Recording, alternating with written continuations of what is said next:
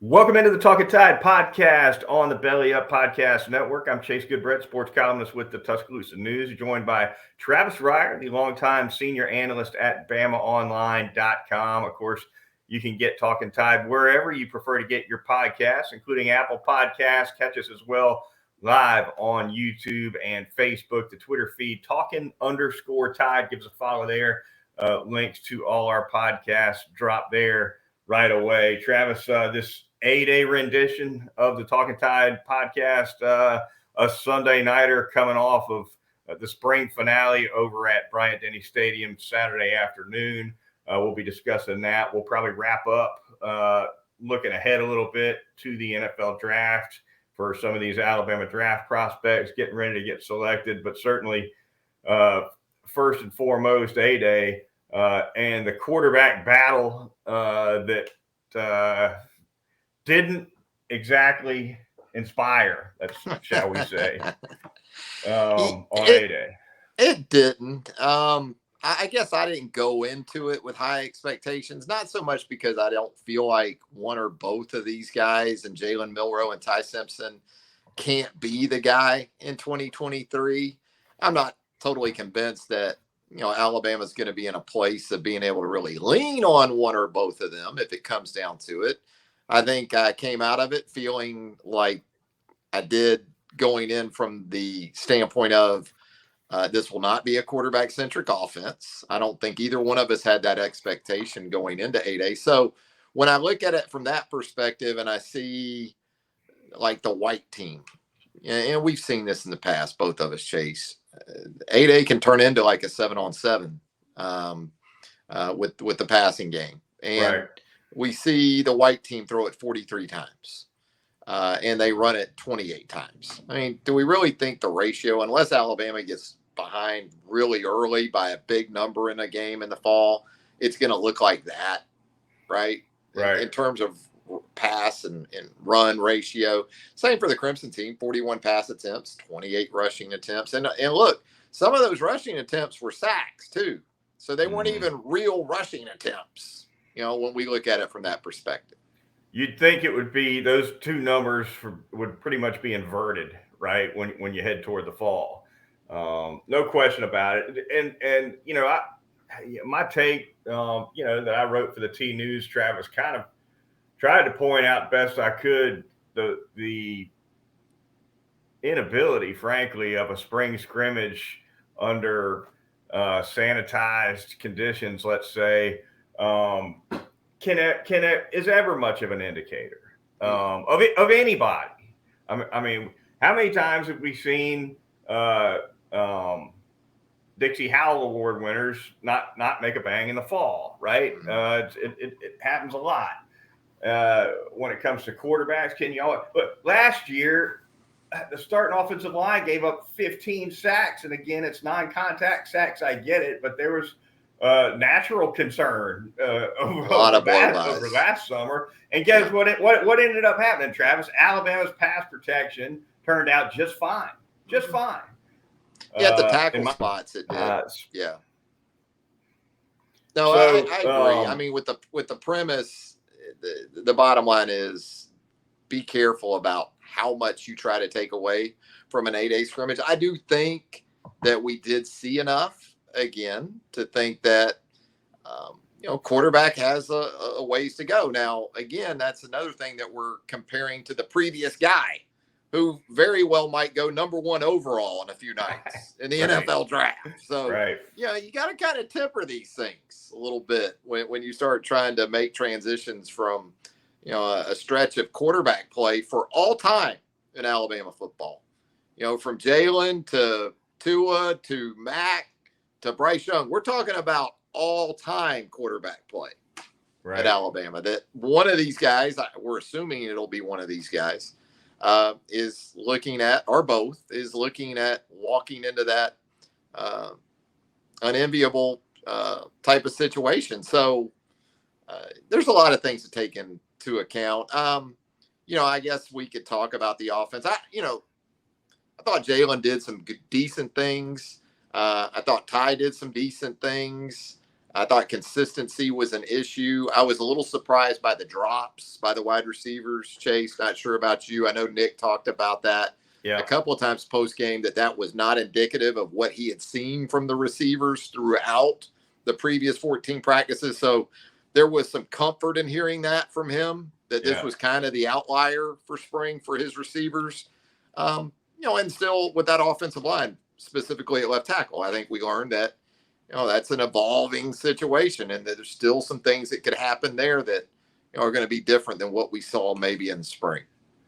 Yeah, you definitely saw what looked like a disjointed passing attack for on both sides, and there were communication issues. I think there were route running issues. Saban alluded to those, and you mix that with young quarterbacks that maybe aren't quite what they're seeing everywhere, and you have hesitancy in the pocket.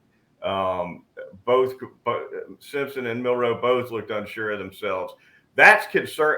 If you want to say there, an 8A scrimmage can, kind of lean you in one direction or another, Travis, I would think that poise would be the easiest thing for a young quarterback to have in an 8A environment for a couple of reasons. Number one, the defenses are vanilla. Nick Saban says that's how they do it every year. So it's not like they're getting a bunch of different looks and schemes and fake blitzes and bells and whistles thrown at them.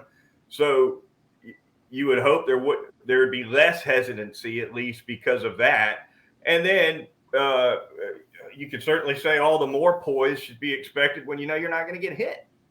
Yeah, and that's what I wanted to see from the quarterback position in general on Saturday, was just how these guys operated from within the structure of the offense. Because we know with the first two, in Milroe and Simpson, they're pretty comfortable when the plays break down. They might be more poised when they're forced to do something outside the structure of the offense than within it. So I want to see who can be comfortable within the structure of the offense. I thought Ty Simpson did some good things in that regard. Jalen, it was tough because it just seemed like the pressure was there on him in terms of pass rush from the outset. Q Robinson was a problem. He wasn't Ryan Anderson. He wasn't Tim Williams. He wasn't Will Anderson from a year ago, but he was a problem. And really, that Crimson pass rush, that edge pass rush in general, was problematic. Even got some pressure early in the scrimmage from Jihad Campbell right up the A gap that you don't like to see. So just a tough evaluation, really. Now, I will say this: is Jalen Milroe from the pocket anywhere close to Bryce Young right now? No, he's not. And I don't know if he ever will be. But again, in terms of how this offense, if it's one of these two guys and how it's going to be structured in the fall, just really hard to think about a lot from Saturday translating to the fall. Because how many zone read keeps did we see from the quarterbacks in the scrimmage? A couple of three. Jalen scored on one. Right. Simpson had about a 45-yard run on another. But that was about it, wasn't it? Yeah. That's going to have a place in this offense if it's one of these two guys, and other quarterback runs as well. There's no doubt. And if Milroe's the guy, I think you'll see even more of it because he's dynamic, Travis. I'm about ready to say he's the best athlete on the football team. I don't think you get much of an argument. Kool-Aid's up there probably. No, I agree. But so they're going to utilize that. And, it's like, how much 11 personnel did they go with Saturday? A ton. You really think they're going to be in three wides that much? Now, I've been sort of the voice in the wild in this offseason that they're not going to be three tight end sets just because Tommy Reese is coming in. I still anticipate 11 personnel. They've always been that way under Nick Saban. 11, right. 12. That's going to continue to be the case. Do I think they're going to be as spread out as they were in the fall either? No, I don't think that. Yeah. Best throw of the day for Jalen Milroe for me, Travis, was definitely the throw at the end of the first half to Kendrick Law for 27 yards. Laid it right over Terry and Arnold. Christian Story a couple steps late getting over. That ball was exactly where it had to be. That's the lightning that you'd want to bottle if you're Tommy Reese on Jalen Milroe. Best throw for Simpson. How about the deep ball to Burton late in the game? That was Burton had his covers wasn't super tight because I think Burton had his man beat by at least 2 steps, but the ball was on time and it was on the money. That was a pretty ball. Jermaine had a drop. Isaiah Bond had a couple of drops. So, that kind of worked both ways for the quarterbacks in this scrimmage Saturday. I would agree with that. Yeah, I thought Jalen's throw, I think it was, he had a couple of them to Law, I believe, that were really good. And, I thought depth at quarterback was a positive on Saturday, man. I was very impressed with Dylan Lonergan, and going back to his high school tape, I liked some of the stuff that you saw from him intangibly. Like, this is a guy that can play football. He doesn't just play quarterback, but just in terms of the polish, and you talk about the comfortability that he showed in a pretty big spot for him at this stage in his career.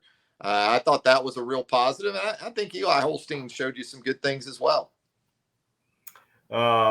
Defensively, Travis, let's touch on, we'll stay on offense for a little bit longer, I guess. Got to talk about Justice Haynes really quick. Running 3 backs. touchdowns. Yeah. He was outstanding, Travis. They look like they're in good shape at that position, even though they're not bringing back what you call an Alabama bell cow, right? They don't have 1,000-yard back coming back like they seem to do most years, if not year after year. So there's maybe a little less experience, but it's between McClellan and what you see from Haynes, Roydell Williams, it seems to be in pretty good hands. Yeah, I don't think there's any doubt about that. They got Richard Young, another highly regarded back from the high school ranks, joining this mix at the end of May, early June. So they're going to have 5 good ones on scholarship as they head into fall camp, barring something unforeseen. And Justice Haynes, you'd heard just listening to Nick Saban, in the previous week or so, talk about Justice Haynes and the maturity and the physicality and the just really, as much as anything, the intangibles that he brought. You already knew he was talented because you could see that on the high school level, but he validated a lot of that, if not all of that, in the A-Day game, and showed you it as a runner in some sort of red zone situations, which they need to continue to improve in, both there and short yardage in general. And then as a receiver with the touchdown grab. So, and I like this too about Justice Haynes. He showed a real awareness and polish already as a pass protector when he was in there at times. And, we talk about the vanilla nature of a spring game, but there were times where Kevin Steele was bringing some numbers, and the Alabama defensive staff were bringing numbers. Now, I don't think it was exotic stuff. It's probably stuff the offense has seen throughout the spring. They do blitz periods and things like that. But there were times where I thought he looked good in that regard as well. Right. I remember Saban after last year's A-Day game when they had all the pass pro problems. He said, "Look, the offense isn't even checking to changing protection at the line." Mm-hmm. So if you presume that was the case again, then but definitely that. Haynes looking good. Offensive line. Thought it was a rough day for Elijah Pritchett. I liked what I saw more from the right side, Travis, for sure. A lot of potential there. J.C. Latham and Tyler Booker, I think, can cave things on that side. And if they like what they can get for a true Y over there too, maybe, that's going to be music to the ears of Jace McClellan, et cetera. But your thoughts on that O-line really quick. Yeah, I thought they had a little bit of a mix-up early in the scrimmage when Campbell was able to get through the A-gap, and it looked like Seth McLaughlin and Tyler Booker were sort of talking to each other coming off there after that. But otherwise, you didn't really notice J.C. Latham, which is always a good thing in a scrimmage like this where the football's thrown as much, and that's because he wasn't having issues really at all over on the right side. And you said it with Elijah Pritchett. Kind of a tough afternoon in some ways, and understand too, as we talk about game plans and what you do to prepare for a situation like an A-Day, there aren't a lot of things built in to help you cover for some things, right? And that's part of the evaluation process. You want to put him out there one-on-one and see if he can deal with a guy like Q Robinson, because you didn't have Dallas Turner, and Chris Braswell out there. And good for Q Robinson. Had a big scrimmage. I think he looked improved, but you've got enough tape at this point going into the summer that you kind of are going to be able to have a plan for that when you get into fall camp. And it's not to say that guys can't improve between now and August, but for sure there's some moving pieces there at offensive tackle. Caden Proctor, the young player, would be in that mix, I would think. JC Latham maybe going over to the left side. Just a lot of things to consider as you get into fall camp. Defensively elsewhere, Malachi Moore at safety. Travis, I think that was a smart move by Nick Saban in the spring. You got to have somebody at safety who can make the calls and has been around. And dropping Moore into that safety spot essentially gives that to them. They've been working with Earl Little at star. Things were a little different, obviously, on A-Day. But it sounds to me like they're fairly comfortable with Moore at safety and Little at star. Yeah, Nick alluded to the transfer portal impact in the last week or so. I guess having more to do with Malachi playing star with the ones and Earl working with the twos at star, and that really sound like Earl Little's got every opportunity to be the guy at star, right? When they get into August and beyond with Malachi at safety. And the more I hear about Caleb Downs and see from him, I think he's maybe that rare freshman, Chase. They're hard to find where you feel like you can count on them to make some checks and calls and, be in the right place at the right time. So he definitely has the look of a guy like that as well. And if you consider Christian Story in that safety mix, I think they probably feel good about their top three safeties right now. And then Little at the star, and then their corners with Terry and Arnold and Kool-Aid McKinstry. That's a good sounding 5 or 6 players. If you ask me, it's more about depth beyond those guys that you worry about, right? I see that it is, and I see the same ceiling I think you see with Caleb Downs at that safety spot. He looks like he's really got it together at that spot. And yet you look back and you think about some of the very best safeties Nick Saban's had at Alabama, as good as they were. Most of them were mainly special teams guys, if not only special teams guys, as freshmen. So that's, and I'm sure Caleb Downs will be, I would assume, an outstanding contributor on special teams as well. But it'd be fun to watch how quickly he's goes from special teams to being a leader on the team. Might be immediate, might be game one. Who knows? It kind of has that feeling right now. And you're right. As far as freshmen at that position, maybe you start them like a Minka Fitzpatrick at a star position. You give them maybe a sub package role because you feel like, hey, that's where they might be able to help us the quickest, is that money or star. And you give them that to sort of sink their teeth into, but you don't really entrust them with one of those safety spots, right? Because you can bust coverages, you can bust calls. But I don't get that sense with Caleb Downs. Now, it's a little different situation with the secondary right now with attrition and, what we're going to see in the NFL draft coming up here in all likelihood. But, and it's also, here's what's also harder too, Chase. 5 or 6 years ago, if you went to a 3rd or 4th year player and said, look, you're in great shape to be our money in the dime, a lot of guys would go, that's great. I mean, coming out of spring to already kind of feel like that's the step I'm going to get to take in all likelihood with the potential for more. Guys would sign up for that. Now, I think there are guys 3rd, 4th year in the program. You tell them, well, it's kind of looking like money, and that's the role. They're like, the hell with this. I'll hit the portal, go somewhere else, and be an every down safety and drop down there and dime. You know what I mean? Right. It's not the sell it was 5 or 6 years ago. I'm not saying they're going to maybe have some issues with that. But it's just different. And, like Hootie Jones, he was that sort of guy. He was the would have been hard to hang on to Ali Sharif in this day and age. They don't. Yeah. When you tell them that as much, they go, well, we'll see how it goes. I'll check back with you. Portal closing on April 30th. I guess here in a week, Travis, we'll know who's in and who's out for sure. I would imagine Alabama will catch a couple more losses here over the next 7 to 8. No reason to think they wouldn't. Had several say sayonara even before A-Day. Plenty of writing on those walls, clearly. But they didn't.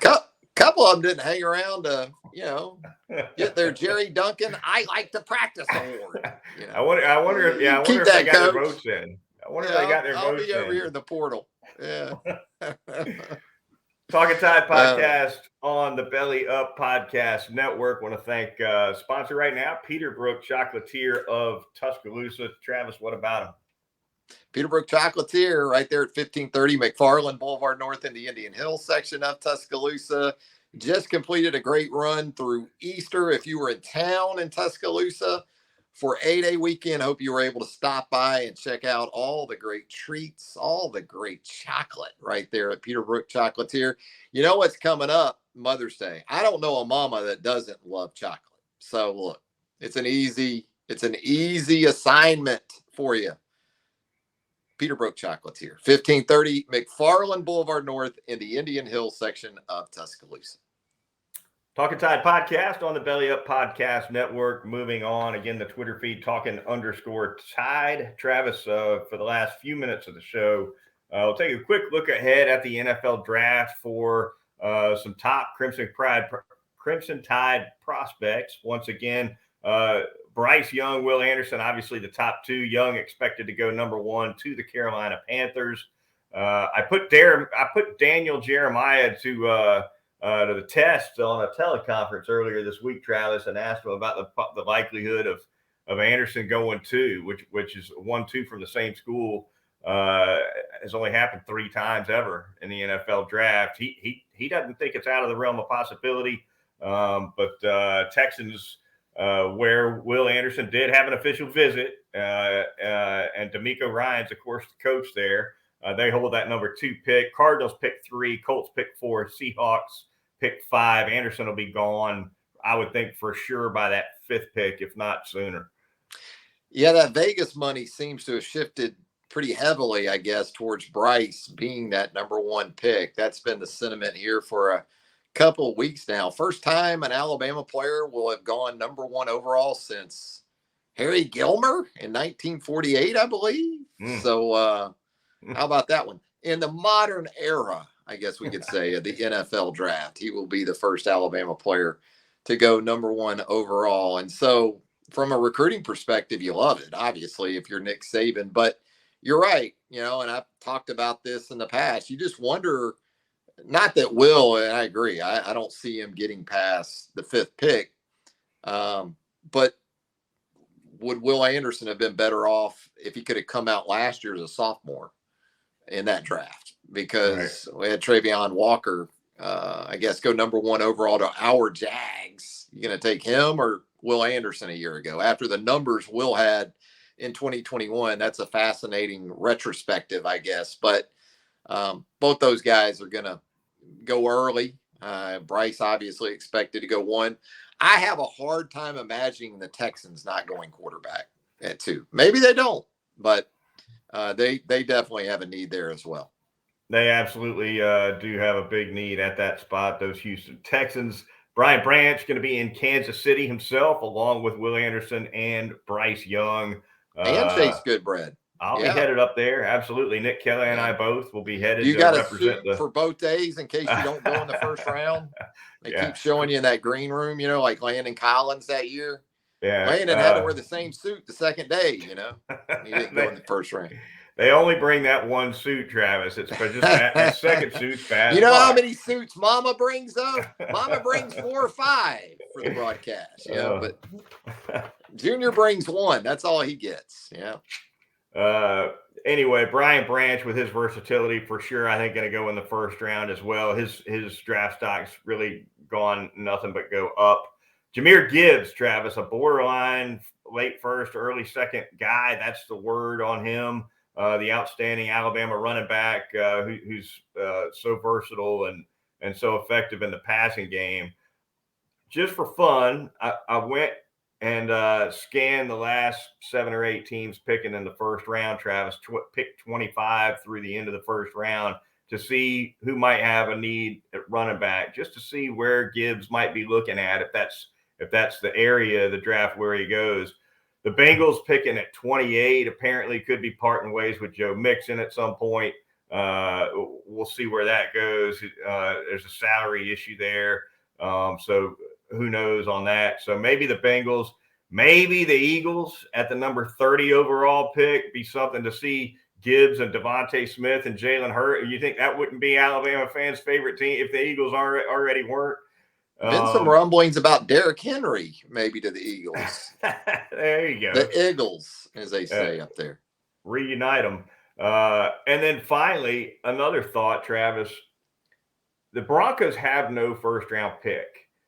But if they wanted to move up into the end of the first round and get a Jahmyr Gibbs, you think about it, who's their new coach? Sean Payton. And who did he know how to feature in New Orleans? Mm-hmm. Alvin Kamara. And Alvin Kamara is the kind of the Jahmyr Gibbs comp, at least for the scouts that like him a whole lot. So just some thoughts there. Yeah, and Peyton, he likes multiple backs, or at least he did in New Orleans. And Jahmyr isn't a workhorse type, right? And he's a guy that you'd prefer to get it to him 15 times between running it and catching it probably in a game, which kind of works against the thought of taking him in the first round or moving up to get him, because are you going to make that type of sacrifice to go get a guy that you plan to use in sort of a shared role? Yeah. Right. And so, no, it's interesting to consider. There's no doubt about it. And look, Bijan Robinson or Jahmyr, I know that's a big debate. Bijan is a great back, but if you want true home run speed, I think Jahmyr's your guy in this, and also with what he's able to do schematically, the versatility he's going to bring to you, and maybe even also in the return game if you want to take that chance. Yeah, 2 years in a row now, Alabama's had an offensive threat who really runs away from SEC speed. Jameson Williams, right, 2 years ago, and Jahmyr Gibbs had pretty much the same gear when he got loose. Obviously, a different position, so different impacts in different ways. But those two guys both can absolutely fly. Doesn't matter what level of football they're playing, NFL or otherwise. So. Yeah, JMO could run through cover 2. He just run right by that helping safety. And right. Jahmyr can make right angles. He can erase good angles by defenders. You can think you have the right angle and the right approach to that guy, and the next thing you know, you're looking at taillights. Yeah, when it comes to just quickness, juking guys, making somebody miss in a phone booth, Gibbs is your guy too. There's no doubt about it. Not the biggest guy in the world, and like you said, whoever takes him probably won't want to subject him to too much pounding between the tackles, but a big time threat from anywhere on the field for sure is Jahmyr Gibbs. That is going to do it for this edition of the Talkin Tide podcast. Travis and I we'll be back next Sunday for a Sunday nighter. We'll recap some of this NFL draft activity for you. By that point, the draft will be in the books and plenty more. So looking forward to that. For Travis Reier, senior analyst at BamaOnline.com, I'm Chase Goodbread, sports columnist with the Tuscaloosa News. We'll talk to you next time right here on the Belly Up Network and on Talkin Tide.